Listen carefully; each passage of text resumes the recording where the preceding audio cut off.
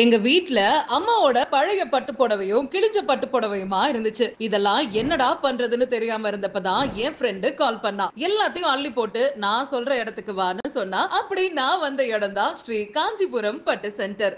எங்க அம்மாவோட பழைய பட்டு புடவையும், அது மட்டும் இல்லாம கிழிஞ்ச பட்டு புடவையும் செக் பண்ணி எடுத்துக்கிட்டாங்க. மொத்தமா 3 புடவைக்கு 22,500 ரூபாய் கொடுத்தாங்க. சீரியஸா என்னால நம்பவே முடியல. இந்த புடவைக்கெல்லாம் இவ்ளோ ரேட் கிடைக்கும்னு. இந்த மாதிரி உங்க வீட்லயும் கிழிஞ்ச பட்டு புடவை எந்த ஸ்டேஜ்ல இருந்தாலுமே எடுத்துக்கிறாங்க. பழைய பட்டு புடவைக்கு பெஸ்ட் ரேட் கொடுத்து எடுத்துக்கிறாங்க. இன்னும் ஏன் வெயிட் பண்றீங்க? உங்களோட பட்டு புடவையும் கிழிஞ்ச பட்டு புடவையெல்லாம் காசா மாத்துங்க.